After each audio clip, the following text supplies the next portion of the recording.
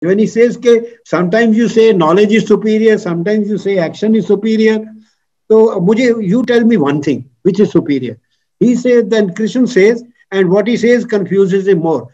कि वैसे दोनों में फर्क नहीं है ज्ञान और कर्म में. Then he says, अच्छा बाबा, अब आप मुझे ना कुछ प्रत्यक्ष दिखाओ ताकि मैं देखूं कि भगवान क्या है. तो विराट रूप दिखाते हैं, but that is an illusion he creates. Illusion है. So then he says कि ठीक है, where should I recognize you? आप तो खत्म illusion. वो जो बाहुबली पिक्चर का वो जो नियाग्रा फॉल्स है, वो तो illusion है ना, वो है थोड़ा. It's an illusion. तो विराट रूप भी illusion था, वो निकल गया. So he says, tell me how to recognize you. And then there is a beautiful chapter, which is pure poetry. He says, wherever you see perfection, there I am. स्थिर रहने वालों में हिमालय, बहने वालों में गंगा, छंदों में गायत्री, मौसमों में वसंत ऋतु, ऋतुओं में वसंत, और महीनों में मार्ग शीर्ष, और छल करने वाले का छल मैं हूं. Perfection. Wherever there is perfection, I am that. I am that. Every perfection is. So you see, these are Gyan Granth. These are not religious. We have preserved them much better than the West could, for example, preserve Shakespeare in 500 years, in spite of the printing press. Because it's okay. Bible has been preserved, but Bible also is a translated text. The original in Hebrew, then in Greek, then in various languages. But the preservation of Vedas, 5,000 years, intact. एक वर्ण भी इधर उधर नहीं हुआ. What great sciences we developed, sciences, phonetics, etymology, grammar. Without them, we could not have preserved these texts. But why did we preserve them? Not because they are religious, but because they are knowledge texts. And the subject of knowledge was not God, is not God. Devi Devta, if you read the hymn to goddess Usha, dawn, in Rig Veda, it's a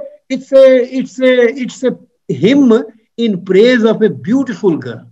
You know, if you read Rig Veda on the goddess of dawn or goddess of speech, Vak, you know, you read these hymns. So these books have to be read both as poetry and as Gyan, as knowledge texts. Human life. So the two knowledge, again, another difference, very important difference. Middle Eastern culture is God-centered, monotheistic, Ek Ishwar. What is the nature of that God? That God is Nirakara, one God and formless God. Formless God. Formless. Uski form nahi hai.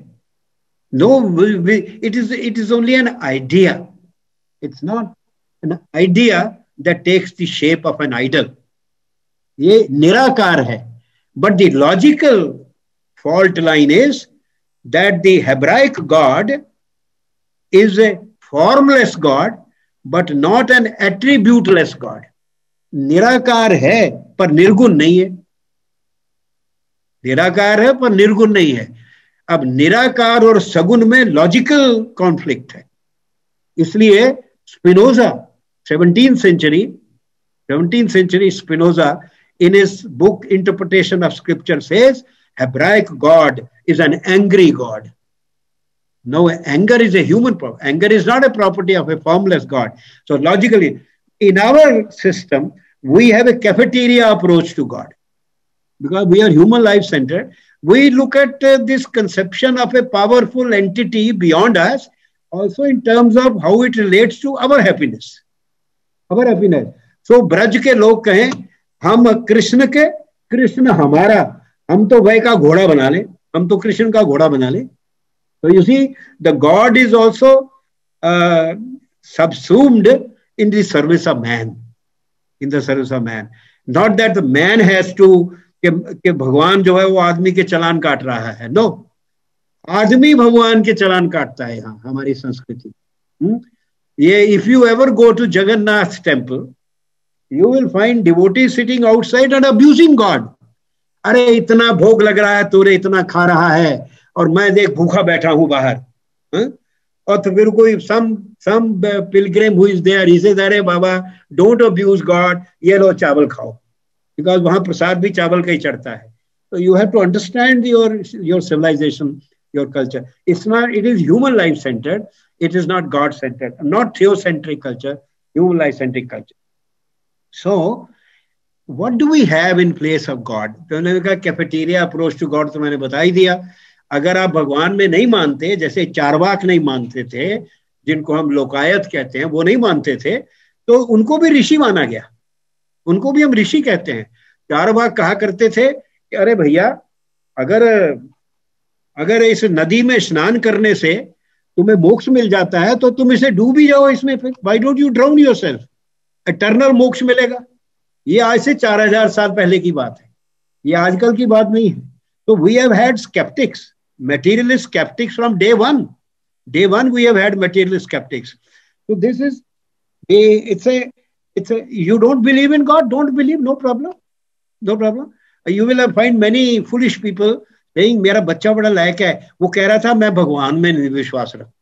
अब ये भगवान में विश्वास ना रखना कोई अकल की बात नहीं है कि पता आपको कुछ है नहीं, दांत आपके निकले नहीं और आप भगवान में विश्वास नहीं रखते.